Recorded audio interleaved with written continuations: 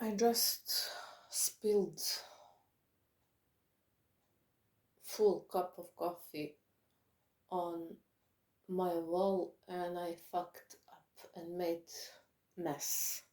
My first reaction was how I used to with my previous self react, to be pissed off, to be annoyed, to be angry, but when I read somewhere that when you spit coffee, that means that you will have some form of financial gain.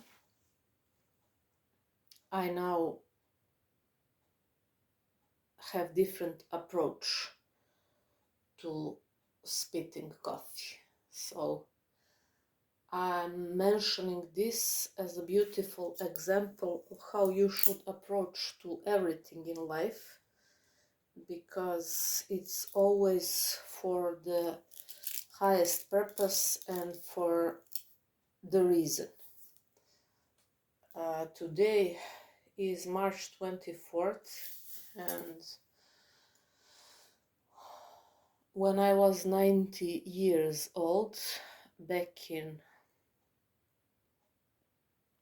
1999, my country was bombarded 78 days, and I think that that was the time, even back then, when I started to practice and live surrender experiments, meaning when authorities would give a sign that we are, because they knew when airplanes are in our space and when they will attack, so they would say that people should go to basements. I went to basement once and I remember seeing those doors which had one huge made of iron, something like how to say it, it's like for opening the doors, but it's a big circle, wheel, that's the word, wheel. So it's because my father is retired and he is a veteran, army veteran, war veteran. But at that time when bombarding was happening, he was active and he was working. So I remember that because we lived in those buildings, army military buildings, we had atomic basement in war, in case of atomic war. I went there once, and because I have fear of uh, uh, closed environments, I'm claustrophobic. I said I'll rather die in my own bed than to end my journey, my short journey, 90-year-old journey here in this basement like a rat. There were young people, there were babies, there were old people, everyone were panicking. It was a disaster. So I literally went there once, saw it, and said, nah, if I have to exit, I'll exit with dignity. So I made many problems to my parents. I remember my mother crying and begging me to go to basement for my own safety and so that she can be at peace. I couldn't. I literally, and I remember even right now, every night for those 78 nights. I would, it was scary, but I was young and I was brave always. I have that in my genes from my ancestors. I now, with this point of view and with this perspective, realize how brave I was even back then. It was always falling asleep with listening the enemies flying around and wondering where they will have their next attack. So I remember what was helping me to fall asleep were prayers, and I even used that one from the Metallica song. If I always use that one, if I die before I wake, I pray my Lord my soul to take.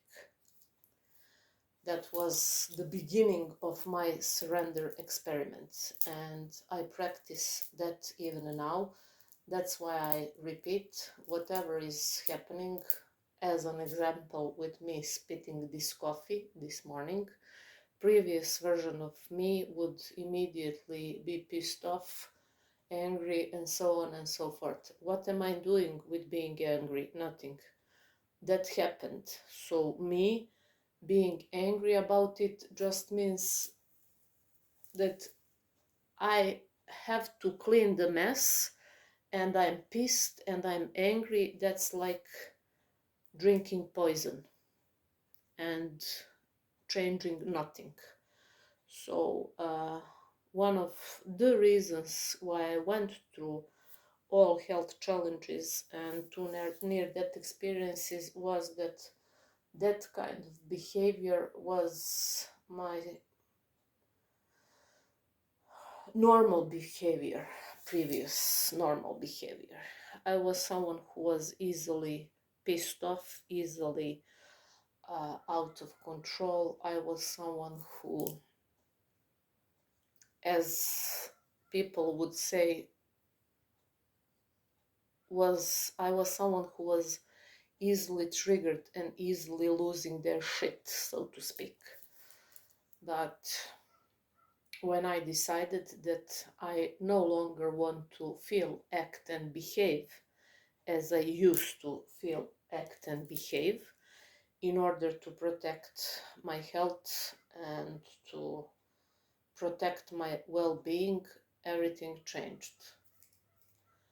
So that's only possible when you are able to observe your reaction to react.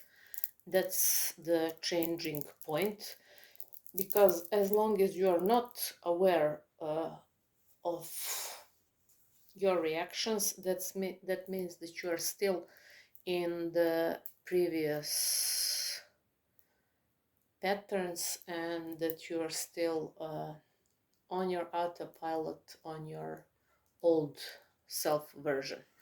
Stepping into a new self version requires from you to be in an elevated state of awareness, to most important, observe yourself without any judgment.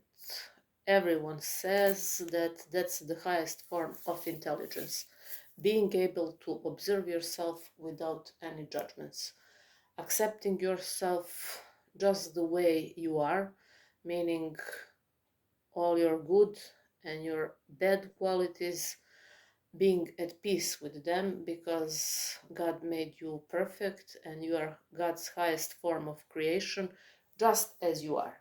As long as you are not fully in a place where you accepted yourself, that just means that there is still a lot of work to be done.